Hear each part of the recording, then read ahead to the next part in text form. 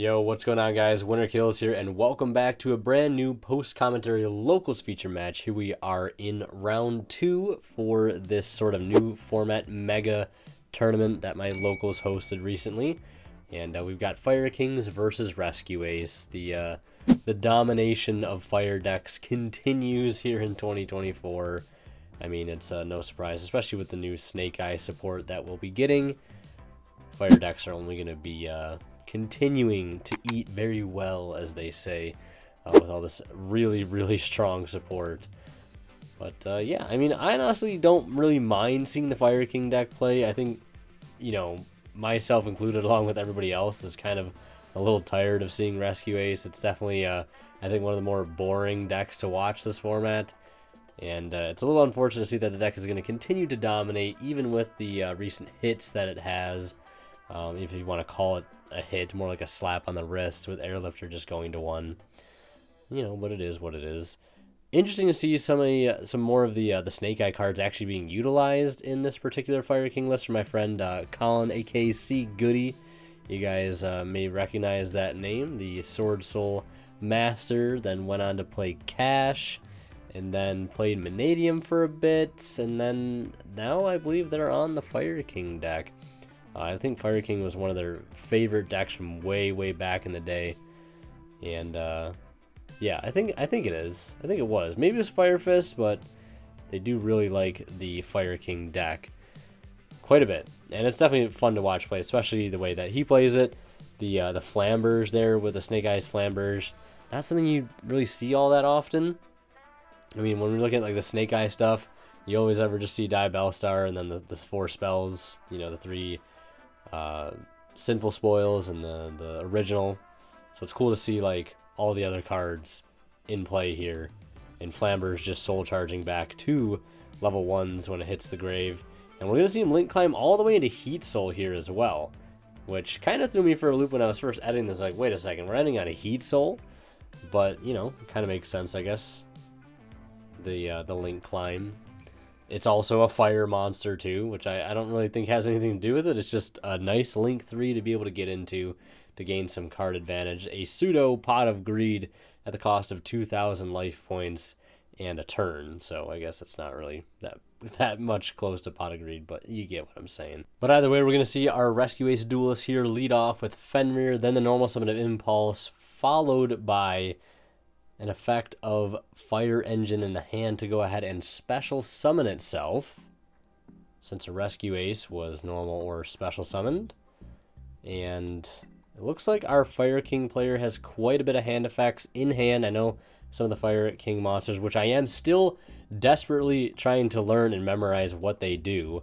Slowly getting better at it. And in response to Kieran, we're going to see Linkuriboh tribute off Ponix to special summon itself, and then that whole chain is going to resolve. And he ended up destroying another Kieran in hand, so that Kieran will get to revive one from the grave, then pop a card on the field. And then we'll have a new chain link there, I'm sure, based on whatever he decides to bring back. I'm sure he'll decide to bring back the Ponix, because that will get to search on normal or special summon for a Fire King spell or trap, I believe. And I'll imagine we'll also see Fenrir resolve, banishing a card face down. So we'll see what this Kieran's going to bring out. As expected, it's going to bring out Ponix, and then they get the non-target pop as a part of Kieran's effect when it is destroyed. So Fire Engine will get destroyed, Fenrir will banish the Kieran face down, and then in response to the Ponix effect on a new chain, Impulse will activate, tributing itself to summon out a copy of the Preventer, and Ponix will go ahead and grab a Fire King spell or trap from the deck. Finally, getting that whole sequence right feels pretty damn good. This is probably like the 5th time I've had to stop the recording, read over the cards on DB on my other monitor, and then go back and re-commentate. I'm not even gonna lie, that's what's happened. It shouldn't be this hard, but it is. There's Turbulence, special summoning yourself at the field by banishing 2. On the effect activation, we're going to see an Effect Bailer, which is going to feel pretty damn good. Especially since, you know, we're keeping set 4 from happening here. And then we're going to see Super Poly, which isn't being used to dodge the Veiler. I'm not sure, maybe maybe they couldn't have, but also I guess it doesn't matter since they just have game here on board, since their opponent did have to pay 2,000 life points to get those 2 draws, and ends up kind of costing them there. And we're into a game 2. We're going to see Rescue Ace take game 1.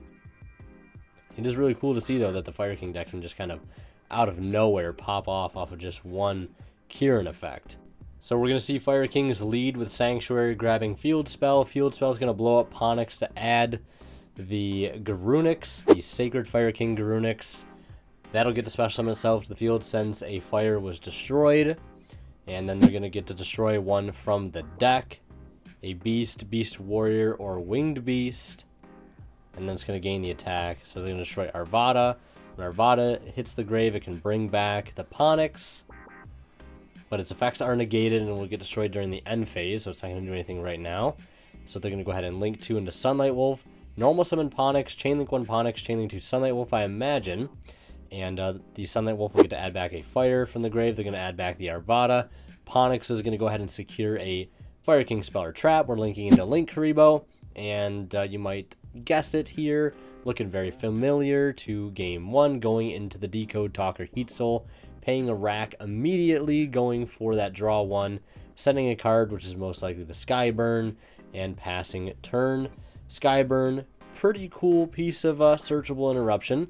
In the standby phase, though, we're going to see the Heat Soul activate to draw. They're going to chain Impulse. They're going to Ash the Impulse.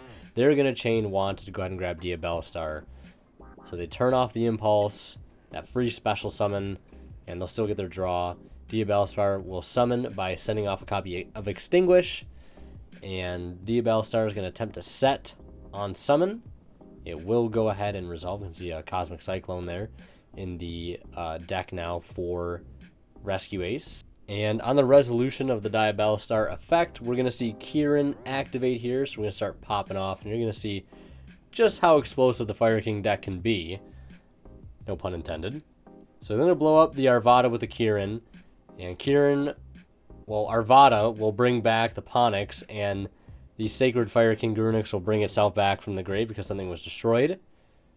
And they'll get to also destroy a Kirin from deck off of the Garunix, and that's going to bring out an Arvada. So they have a monster negate, and they get that extra pop 1, which clears the Diabellstar off of the field. Rescue Ace is going to resort to Prosperity for 3 to find an Airlifter. They'll normal summon Airlifter, attempt to use its effect to search for a Rescue Ace spell. Arvada is going to go ahead and negate that by destroying the Ponix. They do have the original Sinful Spoils there still. To go ahead and get rid of the Airlifter to bring out the Hydrant. Hydrant effect will go ahead and attempt to search here for a Rescue Ace monster. It's going to be Preventer. And I kind of said this is like the year of the fire monsters, fire decks. I mean, continuing from last year. It's also the year of the Link 1s too, with so many level 1s being played now because of the Diabellstar engine. Going into Anima, taking the Decode Talker Heat Soul. Preventer will special summon itself by banishing the Fire Hydrant. And they could have an SP Little Knight play here. But on the summon of Preventer, they are going to go ahead and use the effect of Fire King Sanctuary to go into the Garunix Eternity. And if it's 60 summon, they can destroy all other monsters on the field. So they won't be able to go for that Little Knight play. But Preventer will still bring back Hydrant. And they do have that hard-drawn Turbulence in hand. But it's going to go ahead and get outed here by Skyburn.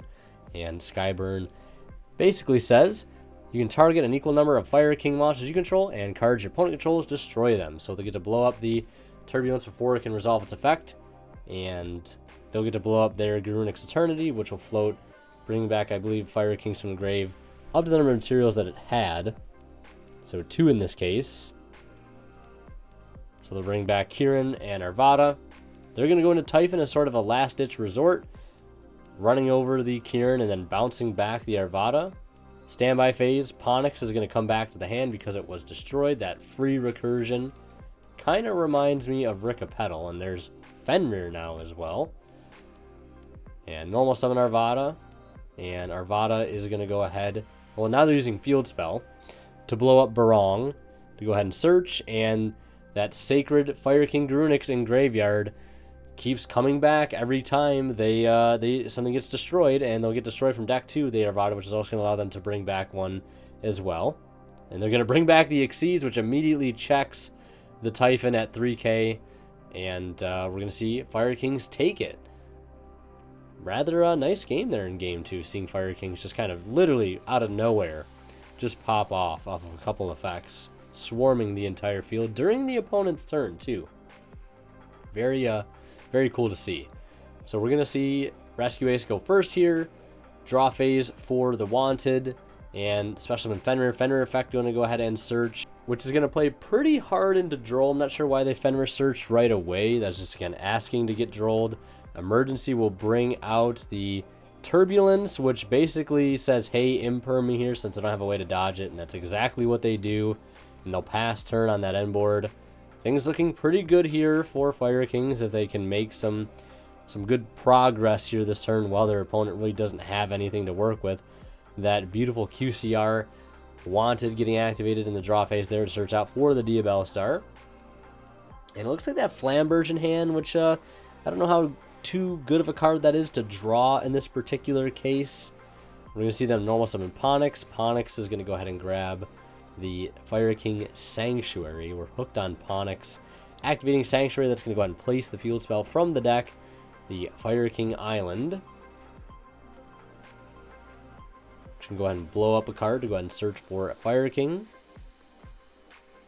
And that is going to go ahead and get ashed, it looks like. Now they're going to go ahead and Diabellstar, sending off the Sanctuary, and Diabellstar will set original Sinful Spoils.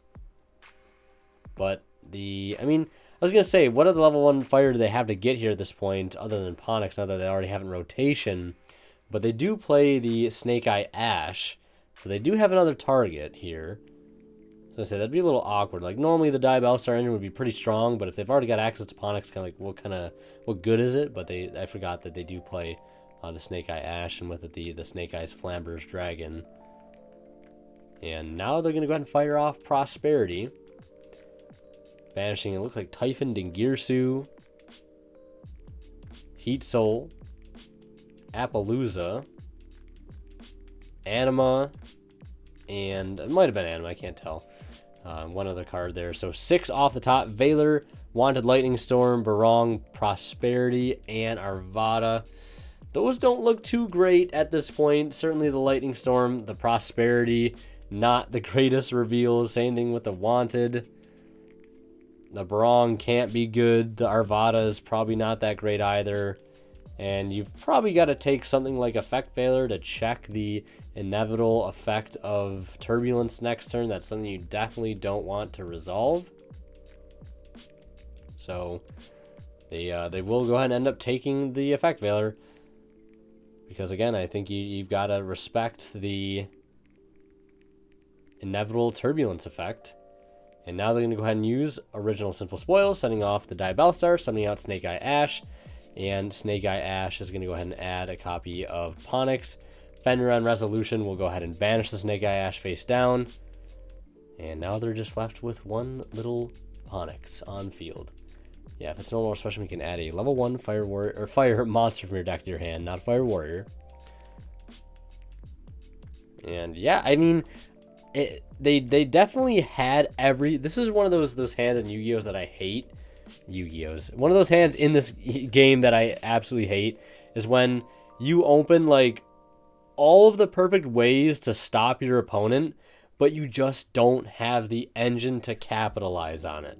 That has got to be one of the worst feelings, right? Your opponent's like, man, you had everything, and then you're just like, well, I only have one line of play, and then they happen to have to stop for you can't do anything, or you don't have any engine at all. One of the worst feelings ever. So we're going to see him pass back here to Rescue Ace. Diabellstar sending off original Sinful Spoils to set a Wanted.